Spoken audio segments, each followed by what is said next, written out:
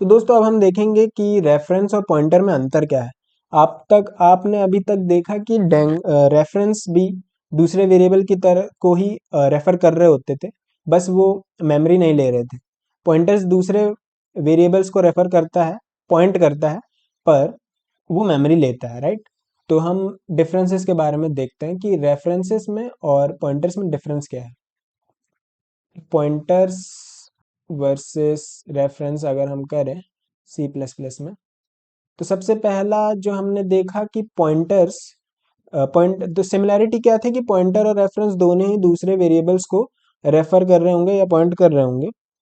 Pointer क्या है दोस्तों, मेमोरी लेते हैं, ठीक है। तो ये लोग मेमोरी लेते हैं। हर एक पॉइंटर चाहे वो किसी भी टाइप का क्यों ना हो, 8 बाइट लेता है। रेफरेंसेस मेमोरी नहीं लेते। पॉइंटर्स क्या है दोस्तों, रीसीट किए जा सकते हैं, ठीक है। तो रीसीट हो जाता है इसमें, यानी कि अगर एक पॉइंटर किसी वेरिएबल को पॉइंट कर रहा है तो बाद में वो किसी दूसरे वेरिएबल को भी पॉइंट कर सकता है। रेफरेंसेस के साथ ये नहीं होता, दे कैन नॉट बी रीसीटेड, तो इसमें रीसीट नहीं होती, ठीक है। आप नॉन रीसीटेबल पॉइंटर्स भी बना सकते हैं, ठीक है। तो पॉइंटर्स ऐसे हो सकते हैं कि वो किसी भी वेरिएबल को पॉइंट ना करे। रेफरेंसेस के साथ ऐसा नहीं होता। नल रेफरेंस नाम की कोई चीज नहीं होती। एक रेफरेंस अगर बना है तो किसी ना किसी को तो रेफर करेगा, तो इसमें नल रेफ जैसी कोई चीज नहीं होती। There is no nothing like null, right. चौथी चीज ये है कि हाँ, डैंगलिंग पॉइंटर्स थे और इसमें डैंगलिंग रेफरेंस होता है।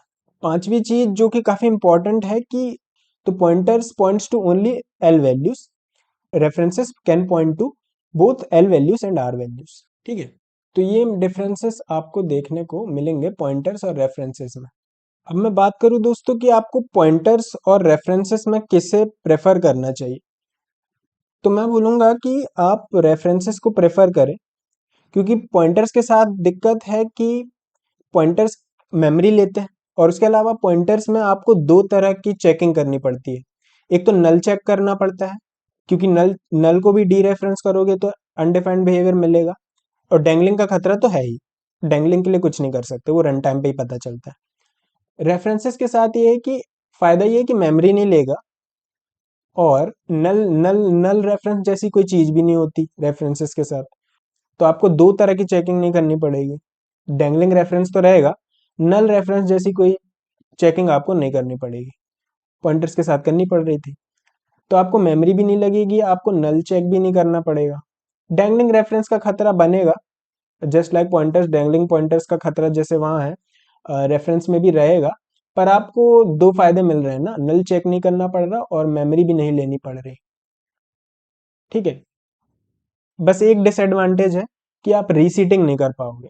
तो आप सोच रहे होंगे कि पॉइंटर्स का मतलब क्या हुआ है, पॉइंटर से ज्यादा फायदेमंद तो रेफरेंसेस दिख रहे हैं। तो दोस्तों जो पॉइंटर्स थे वो बेसिकली सी लैंग्वेज से आए हैं, और सी लैंग्वेज में रेफरेंसेस का कोई कॉन्सेप्ट नहीं है। सी लैंग्वेज में पॉइंटर्स का ही कॉन्सेप्ट था, और क्योंकि सी प्लस प्लस को सी से बनाया गया, उसमें सी को भी काफी हद तक इंक्लूड किया गया है। पॉइंटर्स तो आने ही थे, जब सी प्लस प्लस आई तो रेफरेंसेस का कॉन्सेप्ट भी आ गया।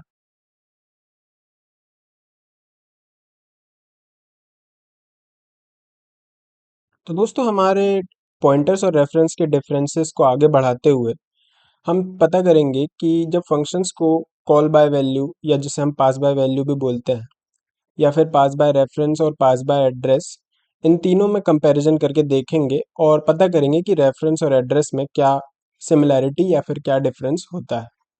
तो पिछली बार हमने रेफरेंसेस और पॉइंटर्स के डिफरेंस काफ़ी देख लिए थे। इस बार हम फंक्शंस जब कॉल होते हैं तो वो पैरामीटर्स को बाय वैल्यू, बाय रेफरेंस या बाय एड्रेस पास कर सकते हैं, कॉल कर सकते हैं। तो हम देखेंगे कि इन तीनों में क्या अंतर होता है। तो आप प्रोग्राम देख सकते हैं, हमने स्क्रीन पे एक मेन फंक्शन लिया है, और मेन फंक्शन में हमने F1, F2 और F3 को चलाया है।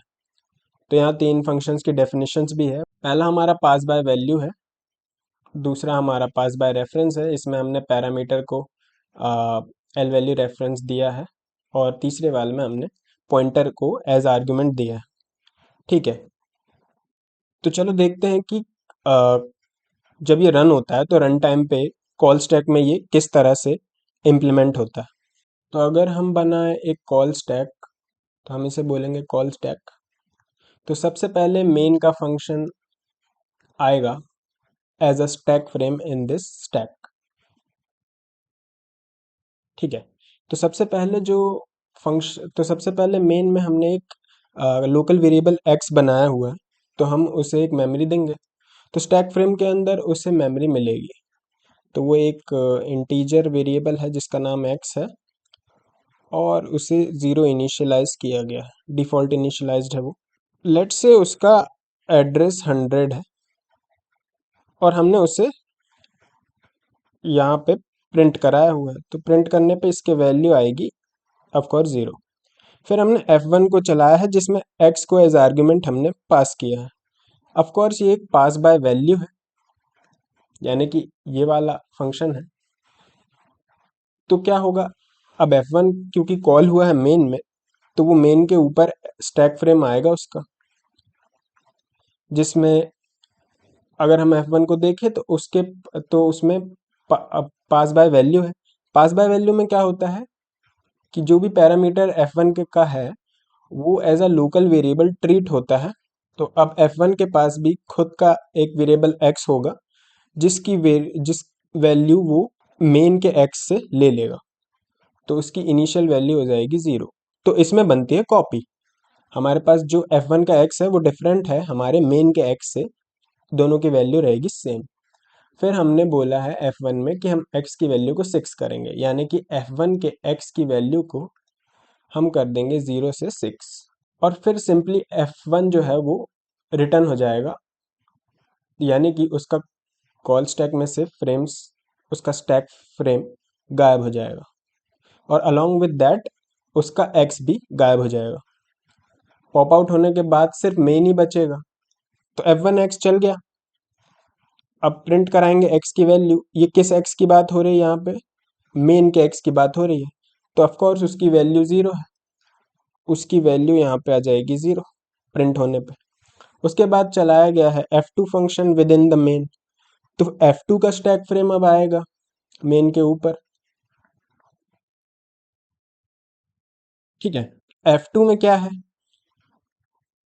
F2 में भी F2 में पास किया गया है रेफरेंस। F2 में x का रेफरेंस पास किया गया है, तो यहाँ पे हम बनाएंगे एक रेफरेंस। ऑफ कोर्स ये कोई मेमोरी नहीं लेगा, और ये किसको रेफर कर रहा है, ये हमारे मेन के x को रेफर कर रहा है। ठीक है। तो अगर F2 में अब हमारी अगली लाइन है x=6, तो ये क्या करेगा, ये जिसे रेफर कर रहा है ना x, उसकी वैल्यू को 6 कर देगा। तो यहाँ पे मेन का जो x है उसकी वैल्यू 0 से 6 हो जाएगी, और F2 अब रिटर्न कर जाएगा, उसके आगे कुछ नहीं है। तो उसका स्टैक फ्रेम हो जाएगा खाली। तो स्टैक फ्रेम के साथ चला जाएगा उसका लोकल रेफरेंस। ठीक है। तो मेन मेन के x की वैल्यू अब 6 हो गई है। तो जब वो प्रिंट करने जाएगा यहाँ पे, तो वो वैल्यू होगी 6। ओके। उसके बाद चलाया गया है F3, जो कि कॉल बाय एड्रेस या पास बाय एड्रेस है। हमने x का एड्रेस पास कर दिया है, जो कि इस पॉइंटर द्वारा स्टोर कर लिया जाएगा। तो F3 का अगर मैं स्टैक फ्रेम बनाऊं, तो उसमें रहने वाला है एक लोकल पॉइंटर जिसका नाम होगा x, और वो स्टोर कर लेगा हमारे मेन के x का एड्रेस, जो कि 100 है। तो 100 यहाँ पे सिंपली वो स्टोर कर लेगा। इसका मेमोरी एड्रेस लेट से 200। तो हमारा लोकल पॉइंटर जो है F3 का, वो पॉइंट कर रहा है हमारे मेन के x को। अगेन उसने डी रेफरेंस करके x की वैल्यू को किया 7। डी रेफरेंस करेगा मतलब कि हमारा जो पॉइंटर है, जब वो डी रेफरेंस होगा तो वो x पे इवेल्यूएट होगा, और जब वो x पे इवेल्यूएट होगा, तो क्योंकि यहाँ पे उसकी वैल्यू 7 की जा रही है, तो x की वैल्यू अब 6 से 7 हो जाएगी। ठीक है। और हमारा फंक्शन f3 स्टैक फ्रेम से गायब हो जाएगा। अलॉन्ग विद दैट उसका पॉइंटर भी चला जाएगा। तो फाइनली x की जो वैल्यू है वो 7 प्रिंट होगी और हमारा मेन फंक्शन भी एंड हो जाएगा। तो इस तरह से होता है दोस्तों पास बाय वैल्यू, रेफरेंस और एड्रेस। तो आप देख सकते हैं, तो अगर मैं तीनों को दोबारा आपको दिखाऊं, तीनों के कॉल स्टैक, तो ये कुछ इस तरह से है। ठीक है, कॉल बाय वैल्यू में कॉपी बनती है, तो मेन के x को कोई फर्क नहीं पड़ता, यानी कि कॉलर के लोकल वेरिएबल को कोई फर्क नहीं पड़ता कि कॉली का वेरिएबल के साथ क्या किया जा रहा है। ये x डिफरेंट है इस वाले x से, कोई यहाँ पे कॉपी बनी थी। जब कॉल बाय रेफरेंस हुआ तो उसमें कॉपी नहीं बनी, उसमें रेफरेंस पास किया गया था। तो वो जो रेफरेंस है, क्योंकि वो कॉलर के यानी मेन के ही x को रेफर कर रहा है, तो वो उसकी वैल्यू को मॉडिफाई कर सकता है, जबकि कॉल बाय वैल्यू में वो नहीं हो पा रहा था। Same way call by address में हमारा जो एड्रेस पास किया गया था वो उसका लोकल पॉइंटर स्टोर करेगा, तो वो भी x को ही रेफर कर रहा है, मेन के यानी कॉलर के ही x को रेफर कर रहा है, तो वो उसकी ही वैल्यू को मॉडिफाई कर सकता है। तो आप कॉल बाय वैल्यू और कॉल बाय रेफ और एड्रेस में ये अंतर समझ गए होंगे कि कॉल बाय वैल्यू आपकी कॉपी बनाएगा और वो टोटल लोकल कॉपी होगी, तो वो कॉलर की वैल्यूज को चेंज नहीं कर सकता, वो टोटली डिफरेंट हो जाता है। कॉल बाय रेफरेंसेस का है ये कि वो, और कॉल बाय रेफरेंसेस और कॉल बाय एड्रेसेस ये है कि वो दोनों आर्ग्यूमेंट्स को चेंज कर सकते हैं कॉलर के, राइट। तो वो चीज़ हुई, हमने मेन के एक्स को चेंज कर दिया। तो कॉल बाय वैल्यू का आपको यूज़ कब करना है, जब आपको कॉपी बनाना एक्सपेंसिव नहीं लग रहा, क्योंकि क्योंकि सिर्फ हमने 4 बाइट का ही एक तो इंटीजर वेरिएबल कॉपी किया, तो वो 4 बाइट ही लेगा, जो कि गायब हो जाएगा 4 बाइट जब F1 एंड हो जाएगा, है ना। तो ये कोई एक्सपेंसिव कॉपी नहीं है, इसलिए कॉल बाय वैल्यू यहाँ पे यूज़ कर सकते हैं। लेकिन अगर आप ऊप्स में जाएंगे और आप खुद के ऑब्जेक्ट्स बनाएंगे जो कि काफ़ी बाइट्स लेते हैं, तो उनकी कॉपी बनाना एक्सपेंसिव हो जाता है। उस केसेस में आपको कॉल बाय रेफरेंसेस और या फिर कॉल बाय एड्रेस का यूज़ करना चाहिए। कॉल बाय रेफरेंसेस और एड्रेस का ये भी फ़ायदा है कि आप कॉलर की वैल्यूज़ को भी मॉडिफाई कर सकते हैं। जैसे F2 का कॉलर था मेन, और मेन की वैल्यूज़ को वो एक्सेस कर सकता है, कौन, कॉली यानी F2। Same way with call by address. ठीक है, फिर कॉल बाय रेफरेंस और कॉल बाय एड्रेस तो दोनों सेम ही चीज़ कर रहे हैं। दोनों में क्या अंतर है, कॉल बाय रेफरेंस आपकी मेमोरी नहीं लेगा, यानी कि ये जो इसका लोकल रेफरेंस जो x है, ये कोई मेमोरी नहीं ले रहा है, ये 0 बाइट्स ले रहा है, राइट। लेकिन आपका जो पॉइंटर है, कॉल बाय एड्रेस में जो पॉइंटर बनेगा वो 8 बाइट्स लेगा मेमोरी में, तो ये उस मामले में थोड़ा ज़्यादा एक्सपेंसिव हो जाता है।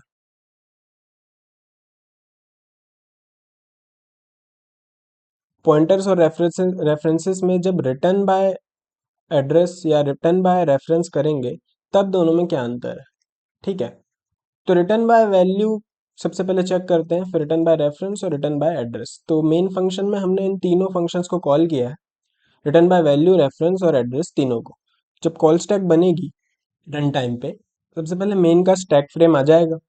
मेन के स्टैक फ्रेम आ गया, अब मेन ने कॉल किया है F1 को, F1 को कॉल किया है, तो अब F1 का स्टैक फ्रेम बनाते हैं।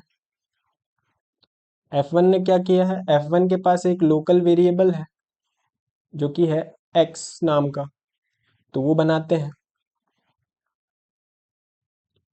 और उससे हमने 0 इनिशियलाइज्ड किया है। लेट से उसका एड्रेस 100 है। तो रिटर्न बाय वैल्यू जब हमने लिखा है रिटर्न x, रिटर्न टाइप हमने इंट लिखा है, तो ये जब रिटर्न करेगा तो कॉलर के पास एक रिजर्व मेमोरी होती है रिटर्न वैल्यूज के लिए। कॉलर मेन है, तो उसके पास एक मेमोरी ब्लॉक होगा जहां पे वो रिटर्न वैल्यूज को स्टोर कर सकता है। तो जब ये फंक्शन रिटर्न होगा, रिटर्न x करेगा F1, तो ये जो रिटर्न वैल्यू है 0, वो स्टोर कर ले जाएगी मेन के एक ऐसे मेमोरी ब्लॉक में जहां पर रिटर्न वैल्यूज को स्टोर किया जा सकता है, तो वो ऐसी मेमोरी रिजर्व करके रखता है। फिर क्या होगा, F1 का कॉल स्टैक में से स्टैक फ्रेम गायब हो जाएगा और मेन के पास अब एक्सेस रहेगा उस वैल्यू का जो रिटर्न हुई थी, जो कि 0 है। ऑफ कोर्स हमने यहाँ पे उसे यूज़ नहीं किया है, पर आप समझ सकते हैं कि मेन उसे कैसे एक्सेस करेगा, क्योंकि F1 तो चला जाएगा। F2 की बारी आती है, F2 चला, F2 चलेगा तो क्या होगा, अगेन उसके पास एक लोकल वेरिएबल x है, तो लोकल वेरिएबल x बना लेते हैं। अगेन एड्रेस में 100 ही दूंगा, वैल्यू इनिशियलाइज्ड है 0, क्योंकि हमने रिटर्न वैल्यू का यूज़ तो किया नहीं था, तो मेन से उसे हटा देते हैं, उसका कोई काम नहीं बचा।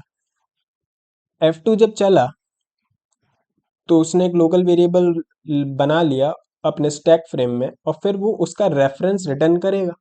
तो जब हम रिटर्न एक्स लिखेंगे, क्योंकि रिटर्न टाइप एक रेफरेंस है, इंटीजर रेफरेंस है, इसीलिए उस एक्स का एक रेफरेंस रिटर्न होगा। तो यहाँ पे, तो यानी कॉलर के पास एक रेफरेंस रिटर्न होगा, ऑफ कोर्स उसका कोई नाम नहीं होगा, और वो जो रेफरेंस है वो पॉइंट कर रहा होगा हमारे लोकल वेरिएबल एक्स को, जो कि F2 का है। ठीक है, अब होगा ये कि F2, तो वो कॉल स्टैक में से गायब हो जाएगा, तो उसका लोकल वेरिएबल भी चला जाएगा। तो जो हमारा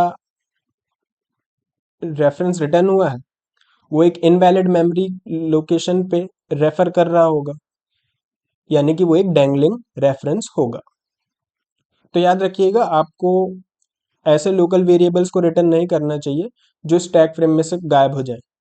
अगर वो हीप में होता तो गायब नहीं होता, राइट। तो स्टैक वाले वेरिएबल्स को आपको रिटर्न बाय रेफरेंस नहीं करना चाहिए, क्योंकि वो डैंगलिंग रेफरेंस रिटर्न होगा। ठीक है, सेम चीज हो जाएगी हमारे पॉइंटर रिटर्न बाय एड्रेस के साथ। चलो देखते हैं रिटर्न बाय एड्रेस क्या करेगा। तो ये रेफरेंस का कोई काम नहीं बचा, इसलिए हम इसे हटा देते हैं।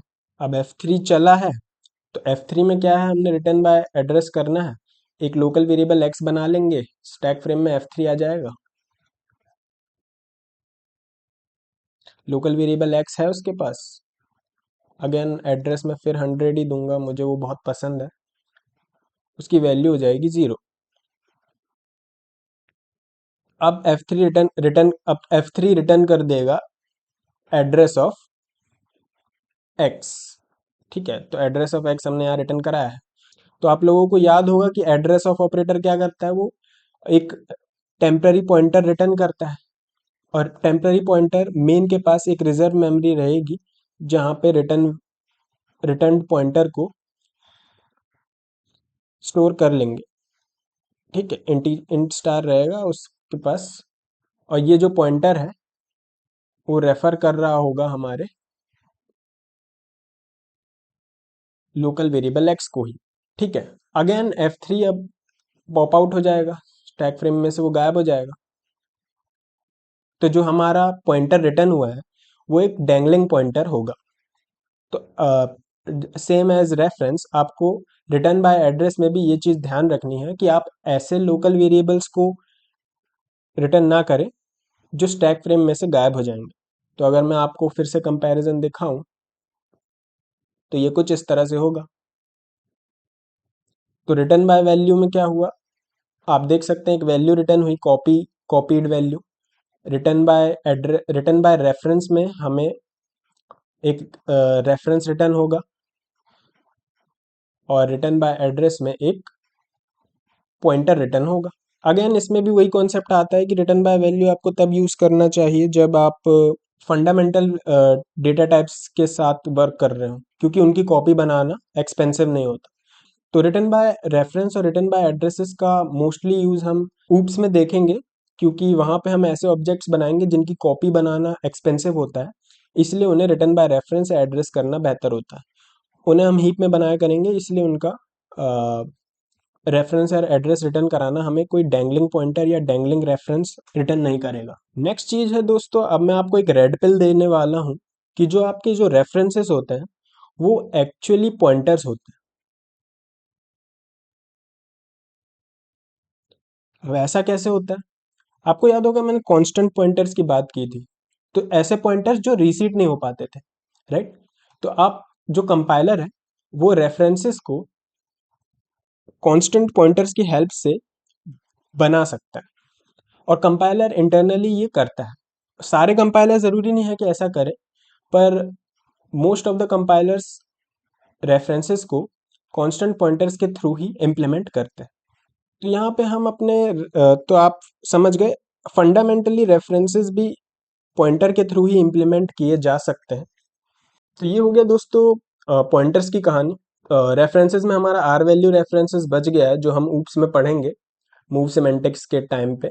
और पॉइंटर्स में हमारे अभी पॉइंटर अरिथमेटिक्स बच गया है, जो हम एरे वाले वीडियो में कवर कर लेंगे।